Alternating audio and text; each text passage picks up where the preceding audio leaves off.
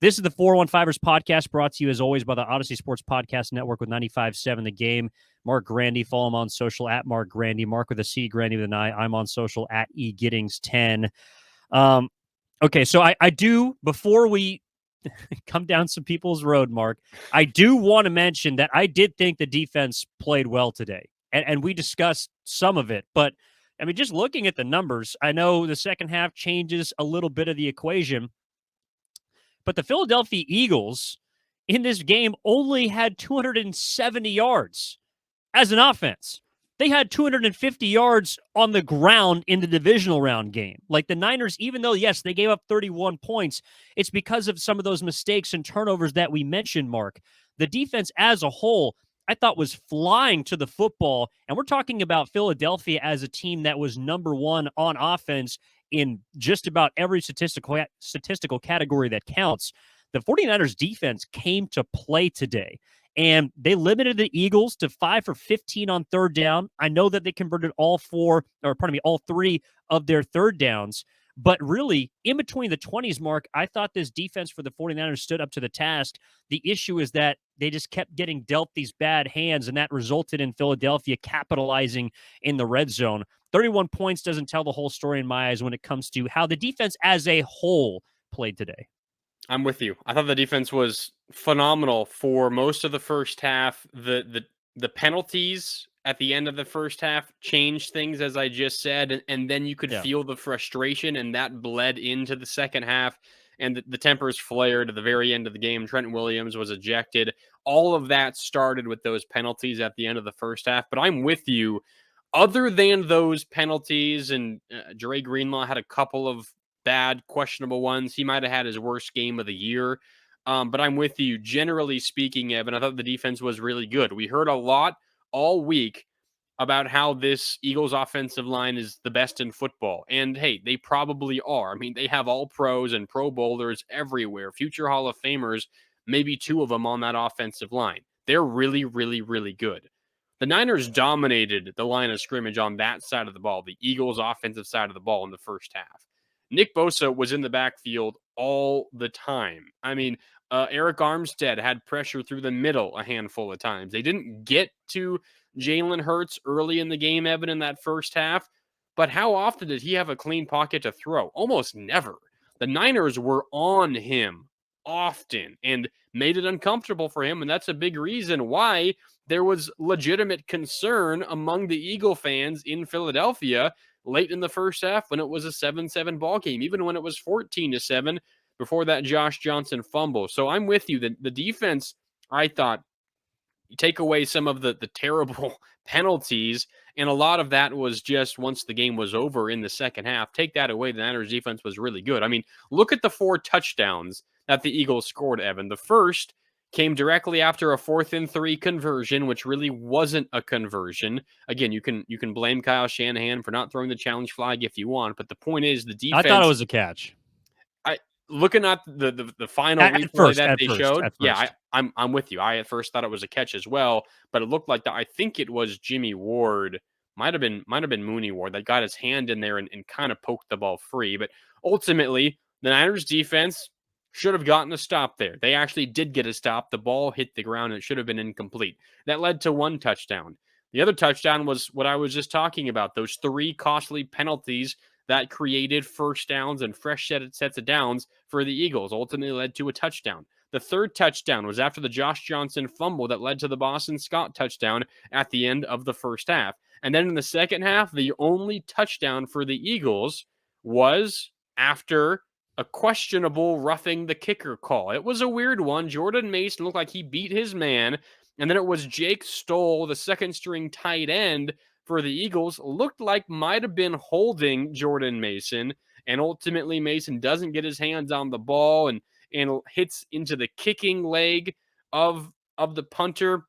I'm not going to argue the rule book here. It seemed like a little bit of a ticky-tack call. I thought Stoll was holding Mason back anyway, so maybe it should have been a repunt. But the fact is, roughing the punter penalty extended that drive and led to a touchdown. So the 4 touchdown drives, Evan, there were certainly mistakes by the defense involved in those drives, But if you just take out one mistake here, one mistake there on each of those drives, they don't end in scores. I thought the defense played much better than those 31 points suggest. I know that's a lot of ifs that I'm talking about, but I do agree with you. I think the final score doesn't quite show how well this defense played, at least for most of the first half. Yeah, I see what you're saying. I also think, look, to me, it wasn't a great day for officials, but Yeah, I think it it was was bad. it was kind of both ways. Look, I maybe you could say that it ended up favoring Philadelphia. Obviously they don't get the call on Devontae Smith again, and it was Jimmy Ward who ripped that ball out. I think that's a tough play to call in the midst in the heat of battle. And again, I think Philadelphia did a good job of getting to the line of scrimmage, not giving time for anyone to realize what had happened. I mean, Devontae Smith immediately gets up and is saying, "Huddle, huddle, clock, like get this ball going." That's a savvy play. And if you're Kyle Shanahan at that point, maybe you're like, okay, he thinks it's not a catch. But I mean, what he said after the game was, I was going to just throw the flag because why not? It's probably worth it on a play like that. But then I saw the replay up on the video board, and the replay didn't look like it was incomplete. He just didn't see the right angle, obviously. So if he didn't see any replay, he was going to throw the flag, but he did see one and decided not to throw it. So I don't know. It was also like 4 minutes into the football game. And so maybe you're saying, okay, well, I don't want to burn a challenge this early in such an important game where I might need it. You also might need a timeout at the tail end of the first half. I don't know what's going through Kyle Shanahan's mind there, but whatever he determined, it was not worth throwing the challenge flag. Then, okay, so we're talking about that Christian McCaffrey drive that led to the tie game in the second quarter for the 49ers. That's because the referees don't see the punt hit the wire from the camera right above. Like, okay, so that's a botch call too. The punter sends it clearly. It is a spiral from the Philadelphia side. Spiral goes through, and you can see it clearly knuckle off in the middle of its flight, about at the apex of the punt, and it goes out of bounds. There's an unnecessary roughness call. They get an extra 15 yards. That should have been repunted. And the 49ers may not have been able to play from as far ahead as they did on that possession. Like that's a missed call by the referees. So I understand where you want the Jimmy Ward, it's a ticky-tack call, but that also may have been why he was able to create a chance where he could pick the football. I mean, I know by the letter of the law, Jordan Mason technically got underneath the punter the way a defender gets under a three-point shooter on a shot, but maybe Stoll actually kind of pushed him into the punter. That kind of stuff is a 50-50 call. And looking back on it, just because of how much else was going against the 49ers, injuries, other penalties, self-inflicted wounds, I get looking at all those things and saying, well, the officials just, kind of did us in today. But the reality is they just weren't very good as a crew, to me, on both sides. Oh, 100%. This was a bad game for the officials. And kind of put aside who it favored more, if it was a pro Eagles whistle, I'm not so sure. I mean, I think every point you raised is fair. They were bad calls both ways, and it's really hard to try to kind of put your internal biases to the side, which is why I generally dislike talking about officiating, Evan. I will say, putting all that to the side, it's on the officials to keep a game in check, and it got nasty at the end. And a lot of that is just how frustrated the Niners are, not necessarily at the whistles, but that both of their quarterbacks in this game got injured, and they had to go into the second half, essentially the entire second half of this game, basically, without a quarterback, without anyone on their roster that could throw the ball. So some of that is frustration just in that. But regardless of where the frustration is coming from, Evan, you as an official, it is your job to make sure this does not get ugly and embarrassing and overly physical. And it got that. The final scrum towards the end of the game when Trent Williams body slammed someone, I know there were a lot of Niner fans who were celebrating that. That's an embarrassing look to me. It's disgusting. And, it's not something that's, physically hurt that Eagles player. But you just can't do that. I mean, they're going to be Niners, their players, the organization, the coaches probably don't care what the national perception is, Evan. But nationally, fans, not Niner fans, but fans across the nation will remember this Niners season, not for the incredible run that they just went on, not for the remarkable story that is Brock Purdy. They will remember this team for that final scrum. And they will call them, fair or not, sore losers. They will call them, saying that it was embarrassing and unnecessary and too flagrant. That's what they're going to remember this Niner team for. It's unfortunate. Fair or foul, it's probably not the most fair thing, because this has been a Niners team that has been the opposite of that basically this entire season. But their emotions got the best of them. The officials did not keep this game in check. And unfortunately, it kind of turns out of control there towards the end. Yeah, I'm not sure I would go as far as to say that's how the team will be remembered, but I don't think it's unfair to say that's how Trent Williams' season is going to be remembered towards the tail end. I mean, I love Trent Williams. By all accounts, Trent Williams appears to be a great guy, a fantastic he's individual. He's awesome. I mean, we've had him on 95.7 The Game. He's a great interview. He loves to have fun. He's, by all accounts, an amazing teammate. He uplifts people. And he literally uplifted K'Von Wallace at the tail end of that football game. But Trent Williams, when you wear the captain's crest on your chest, you cannot do that. That is something that a player who is being, having their ass kicked the entire game and is fed up with playing, that's what they do. That's a player that says, I don't want to finish this game because of what has happened. And I get it. It was frustrating to watch. I'm sure it was hell of a lot more frustrating to play.